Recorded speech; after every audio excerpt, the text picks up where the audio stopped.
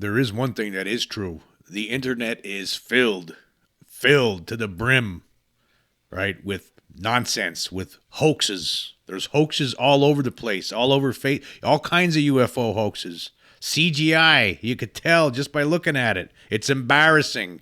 See, that's the kind of stuff where people just, people who don't believe are just going to roll their eyes. This stuff is so harmful to this whole UFO situation. I mean, it's all over the place. There's some Facebook groups that I see that I'm aware of. You can't even look at it. It's just so embarrassing. There's some YouTube channels out there that have things on that are just outrageous. You could just tell it's all CGI, but yet there's people out there that will, follow these things and they believe it. And then there's also people out there that don't believe it. There's actually some reputable channels out there, I believe. Or some of them I would say are maybe partly reputable, like there some YouTube channels out there that show videos of UFOs all the time, like the latest stuff. Like they get things sent into them. Like you can't. It's hard to. A lot of these things, it's hard to tell. I mean, some of these things are a lot of these things are phony. Like, for instance, there's a channel, Third Phase of the Moon. I subscribe to this channel, and some of the stuff on there is compelling. But I would say at least half, if not more, I'm sure more, right? Probably more, I'm sure, is phony or, obviously most likely have a prosaic explanation.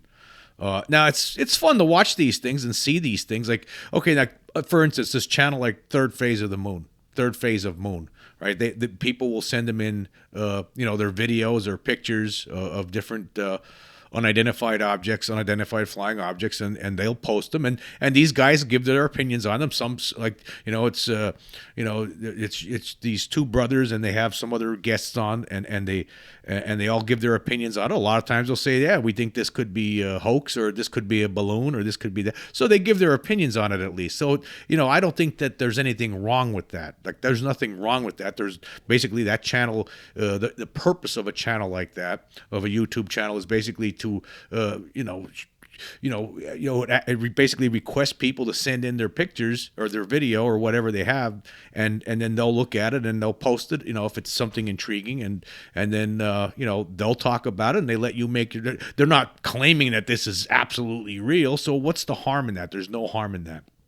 And there's another channel called Secure Team 10, which is very popular, even more popular than Third Phase of Moon. Now, and these are just two channels I'm using as an example. There's a lot of other ones out there too, okay?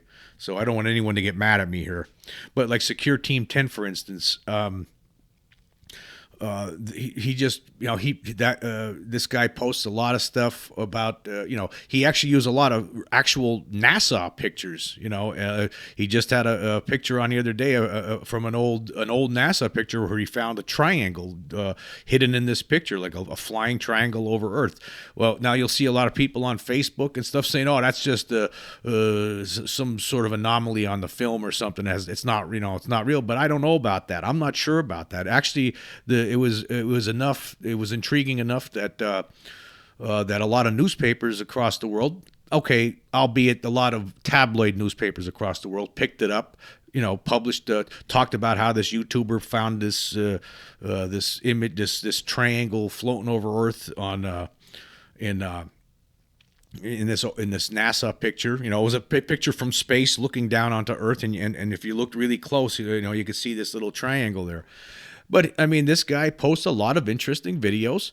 I don't think that he doesn't know what they are. Some of them, and he just makes he provides the images. Some of them could be some kind of a glitch in the film, or it could be but maybe some of them are real. I don't think that he doesn't say that this is absolutely for positively extraterrestrial. He doesn't know either.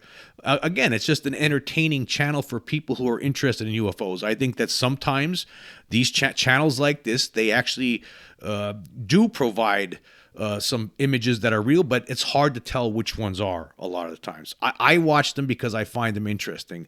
I have a lot of I find it difficult a lot of times to trust some of these things because you don't know, they could be fakes. I saw something today on Facebook. There was somebody posted a picture on Facebook today, and it looked like the Tic Tac. I mean, close up too. It was actually a picture pointing out of looking out of a plane. On a flight on a commercial airliner, and it looked like somebody snapped a picture, and outside in the clouds there, pretty close to the plane was a Tic Tac, just as described by David Fravor. Is it real or is it photoshopped? In this day and age, it's hard to tell. That's why it's important, I believe. For that's why one of the things I like about Secure Team 10 is and actually Third Phase of Moon sometimes, but particularly Secure Team 10, they use a lot of government images, NASA pictures and stuff like that, and that's what or things like recently there was the UFOs filmed by a pilot that they took some video of some weird glowing objects floating over clouds, and those kind of things that they're plausible. But see, a lot of these things, it's just it's hard to know. How could you know? How could you know? Some of these things are obviously going to be hoaxes, right? There's no question that there's people out there. There's trolls out there. You know what I know, right? There's people out there. Some of these things are obviously Photoshopped. Some of them are hard to tell if they're Photoshopped or not. And then some of them are very compelling. Of course, the Pentagon videos are the most compelling. See, it's going to be very difficult. I mean, it'd be very difficult for anyone any civilian to prove, once and for all, the reality that extraterrestrials are here with a cell phone or video camera, whatever. Right? It's going to be hard to do that now because always somebody could say, well, we just don't know because CGI. Some of these things, had they been filmed with an old film projector back in 1960 or something, that's a different story. Okay, then it's more compelling. I mean, there is some film from the 50s and the 60s, from the 70s, from the into the 80s. There was some videotape stuff too that was a lot more compelling than some of the things now because we just. The fact that you could Photoshop something simply on your computer, it just makes it. There's always going to be a question, So that's why, things like the gimbal footage, the Tic Tac, all those things that are filmed, that were provided, those videos provided by our own government, they're not fooling you on this, right? These are things they don't have any explanations for. Now, of course, there's a lot of people out there that see things with their own eyes or have experiences that are, unexplainable. But again, even that incident in we just talked about this with the last podcast, the Zimbabwe 1994, aerial school incident near Zimbabwe. You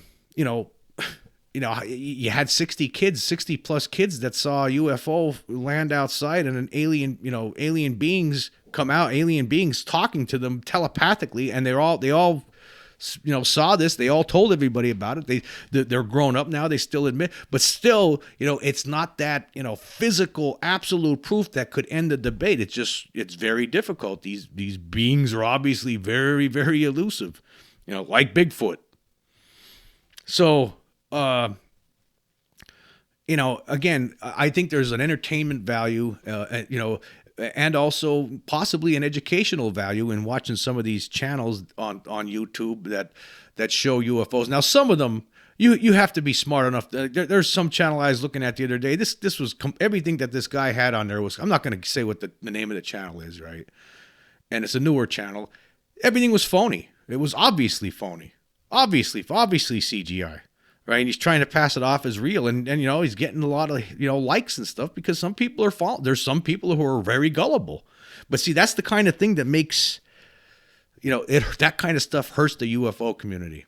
These trolls out there that put those kind of phony things out there, that hurts the UFO community. I don't believe for a minute like I see a lot of criticism, right, of channels like YouTube channels out there that show videos like Third Phase of Moon and Secure Team 10. There's a lot of ridiculous, unnecessary criticism of these guys. These guys are they're doing a service. They're basically, compiling different kinds of things, videos that have been taken by regular people, throughout the world, right? They send them in and they post it, and some of the things are real. I'm sure that there's some things I'm sure that they're not showing. They could be like some of these other channels where the things are obviously phony and CGI, right? But they're not doing that. They're putting things out there that it's hard to tell. It's really hard to tell. And and then when you get context for some of them, it becomes even more compelling. Like, I think again that that image that was posted on Secure Team 10, he talked about that NASA picture recently. That's compelling. Now, it could turn out to be that it is some sort of a problem on the film, but I don't know that right now. As far as I can see, it looks pretty convincing. It might not be a speck of dirt. It doesn't look like a speck of dirt. It's a really sharp image, and when you zoom in to one spot, you could see this little triangle there. Actually, it would actually be really big, floating over the planet, our planet.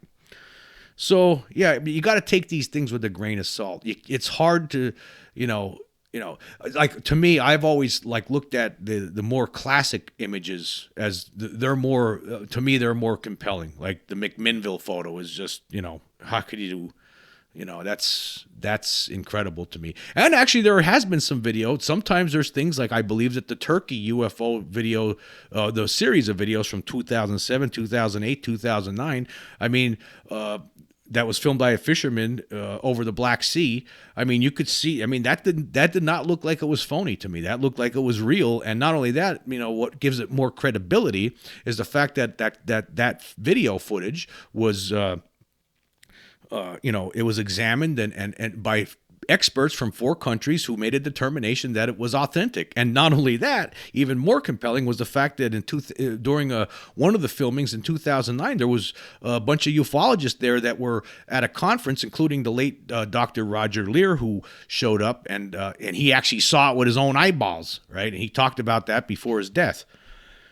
So there's things like that more recently that are compelling. Of course, the Pentagon footage is very compelling, and sometimes these things that are filmed by airline pilots themselves, like we've recently seen in the news, that's compelling. But then again, when you get stuff from regular Joes out there, you don't know who they are. Sometimes it's very compelling, but at the same time, it's hard to know for sure, because that some people out there are going to fake these things.